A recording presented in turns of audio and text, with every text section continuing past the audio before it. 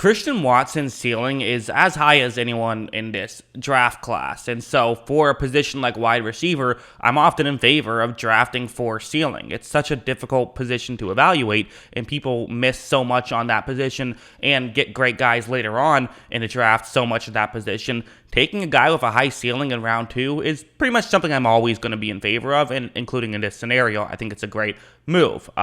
He is someone who, again, he's 6'4" and runs a sub 4.4. Like, that alone is going to get you excited, and that's why you can draw some DK Metcalf comparisons, although, again, just because DK Metcalf, who was this incredible athlete who didn't really know how to run routes at the college level, or wasn't asked to at the very least, doesn't mean that every incredible athlete who doesn't get asked to run too much routes is going to be as good. And certainly Watson fits the mold of he is that prospect. Maybe some slight differences than Metcalf. He has some. Metcalf was a much better contested catch guy than Watson. In fact, Watson has some drop issues of his own, so that's definitely something. And I would also say Watson didn't quite win on the outside as consistently as Metcalf did. So, those are some slight differences, but also, the similarity is he is a complete projection, which means he could be Metcalf or he could be Marquez Valdes-Scantling. Both those things could be true. So let's watch some film and talk about what he can do. And by the way, Marquez Valdes-Scantling, not a bad player necessarily, but just not what you would spend this high of a pick on. But let's watch the film and talk about kind of why I feel this way about Watson. So going over to a play like this, let's start off with this one because at his best, this is what he can do. This is when you daydream about Christian Watson in the Packers offense, these are the kind of things you're daydreaming about. It's zone coverage, but it's really going to be a one-on-one matchup as Watson is the route you see on the screen. He is the one running a deep route. As you see, right when this play begins, he's, going to start his route, and you see how the corner is starting to turn his hips towards the outside.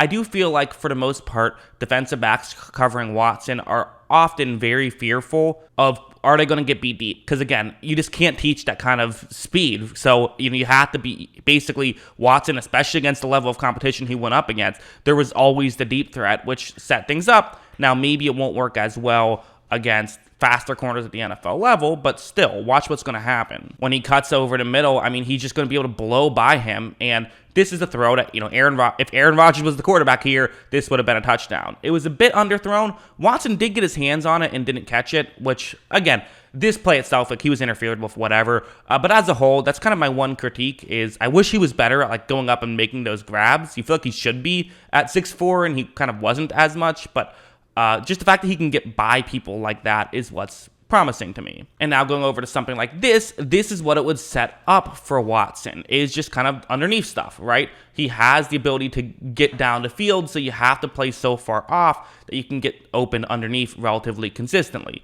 This is quarters coverage, and you see his route on the screen. Look at how right when this play begins, you see right now, just how far off the defensive back is playing. And again, part of that is it's quarters coverage. By design, you want to play far off. It looks like that's just kind of what the defense likes to do in general, but still definitely playing very far off even after Watson turns around, just because you want to make sure that you do not get burned deep, even if it's like maybe it could be a double move or something. And as you see, quarterback gets it over there and you're able to get a completion. So that's kind of a lot of what the offense was. It was those deep shots and then him going underneath. He wasn't asked to do too much else. Again, not the most polished route runner. However, going over to stuff like this, I still thought that the times that we saw him do other stuff, I thought that he did a good job. Because again, there's a question of, is it that he's bad at other stuff, or did the coaching staff just never ask him to do it because he can blow by every single defensive back, so he never had to do that other stuff? Where on this play, it's going to be zone coverage, and you see his route as an out route that could get into that gap in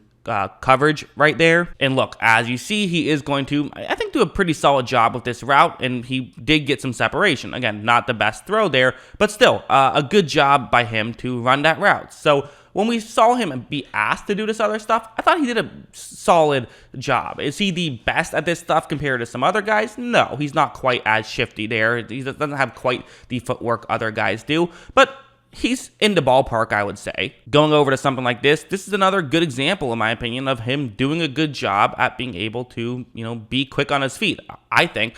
at least quick enough where what's going to happen is it's going to be zone coverage, but it'll eventually really just be a one-on-one matchup. He is going up against, again, the guy who you see. I've highlighted both of them on this play, and let's watch what happens. Look, as you see right when this play begins, you see how Watson, again, does a good job of using his footwork, and I think this is something that, to me, tells me he has the ability to do this stuff. The question, again, will this work at the NFL level? Will Marlon Humphrey be fooled on some of this stuff? I don't know. Who knows about this stuff? That's why it's so difficult to tell with wide receivers, is because, how do you really know? But still, when he cuts over the middle on this play, it worked and he got open. So when we saw this stuff and when we saw his good plays, they looked very good. So that's something that, I feel pretty confident about and pretty good about Watson. I think it's fair to say I wish we saw more of this stuff. That's absolutely fair to say. But I still thought we saw enough of it. Again, it's not like he was bad in college or anything like that. It's not like we only saw glimpses of this.